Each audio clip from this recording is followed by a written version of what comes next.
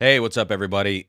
Coming at you live right now. If you're watching the replay, thanks for tuning in. If you're watching live, we're going to get into a topic that I said, well, I thought we were done with this on the channel, and I said the only reason I would dive back into this whole laser code issue, all of the shenanigans, is if Heaven Hill, said something about it, if they reached out, if new information came to light, and that's exactly what we have today.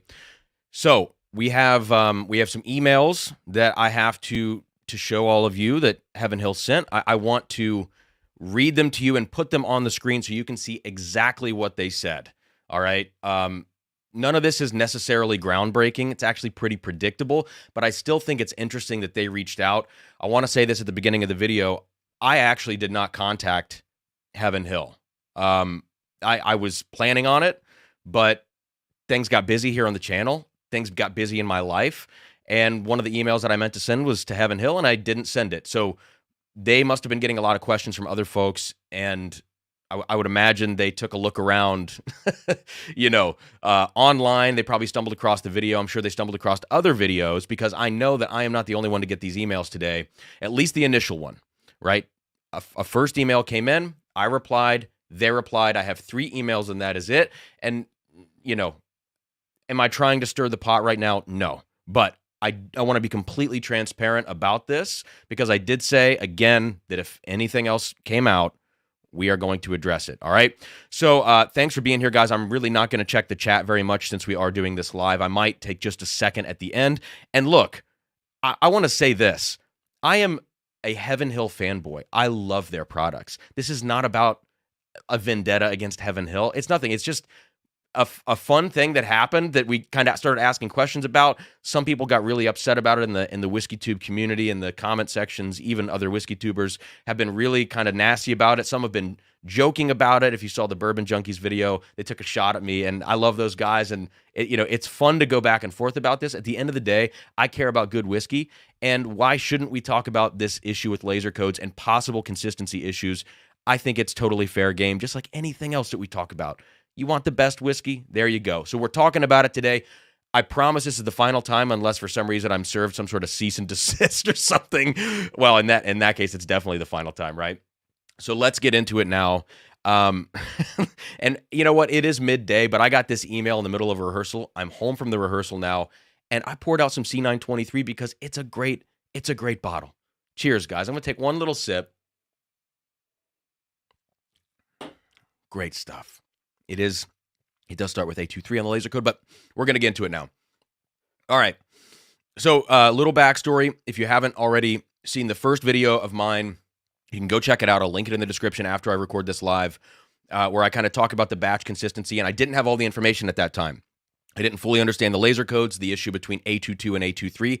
Those 3 digits do not tell the whole story. I don't want to rehash all of that right now. But then I made a follow-up live stream similar to this one, where I kind of went a little deeper into the topic. You can check both of those videos out. I will link those below. Now we're here.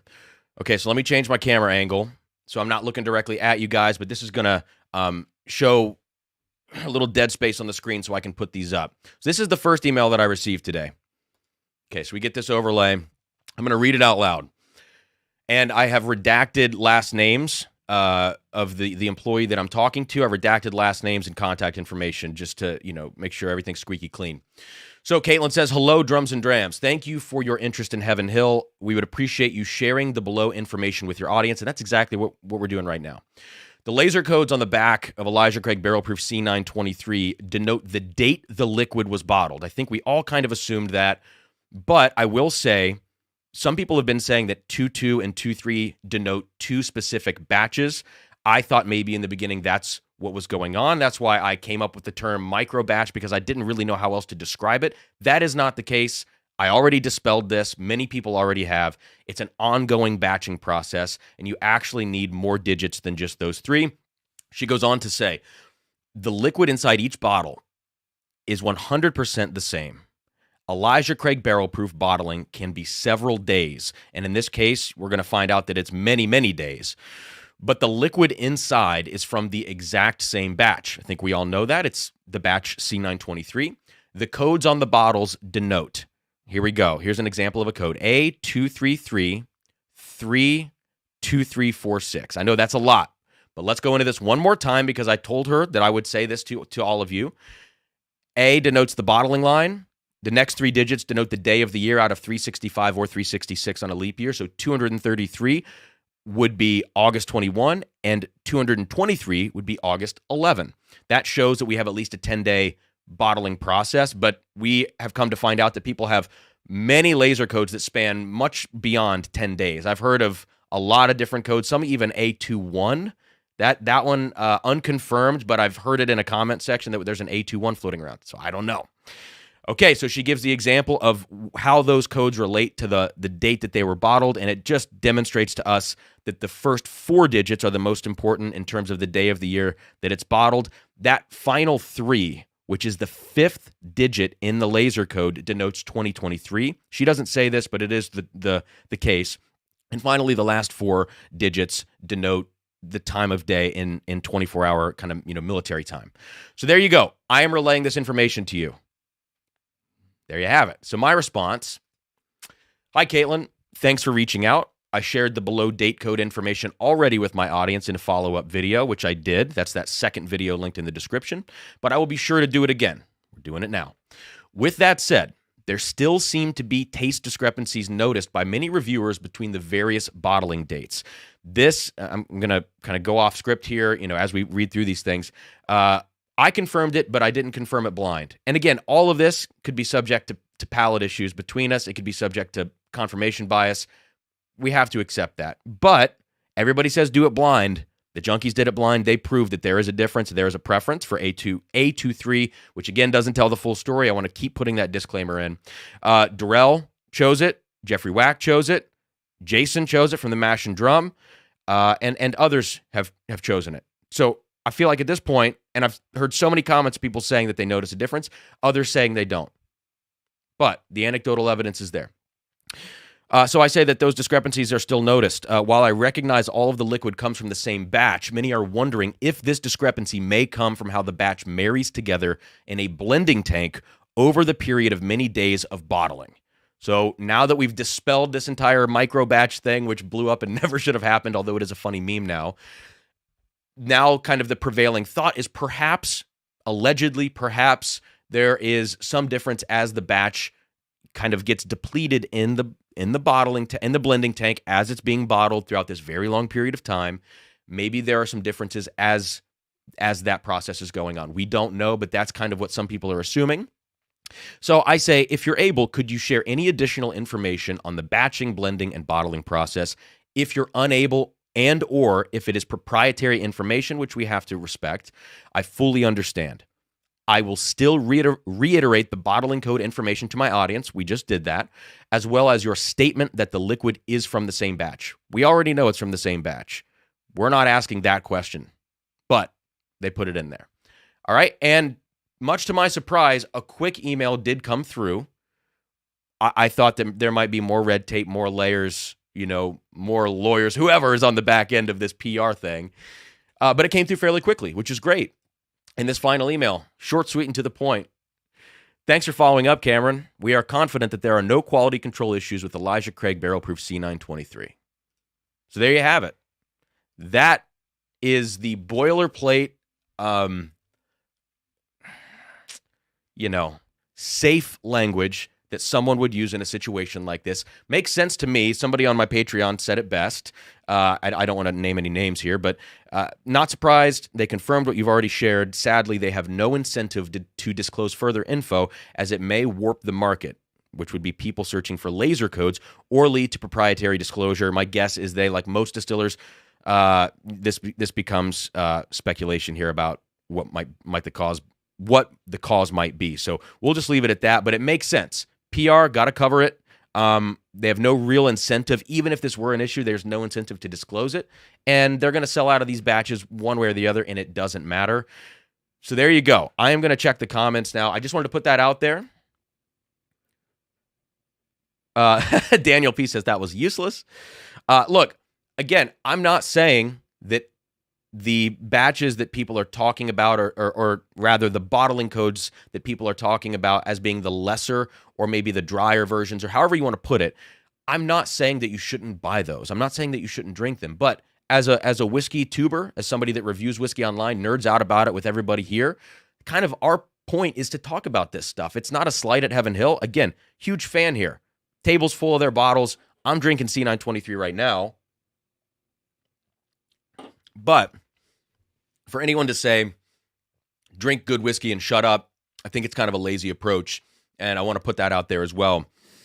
So let me check out here. Mr. Jiggs, I'm going to talk about that tomorrow. We're not going to talk about it now. A couple comments, and then we're going to log off because I've got some more work to do today. I've got another rehearsal tonight, and a video is going to be dropping, guys, this evening at 6 p.m. I've got a video, Jack Daniel's Single Barrel Proof Rye, and a performance for all of you. So, Three Toes of Fury. So said discrepancies might just be reviewer bias based on expecting there to be differences. Absolutely could be, but the blind flight that the junkies did, they triangle blinded it with a bunch of people. They all had the same end result. And many other people have done these things blind side by side.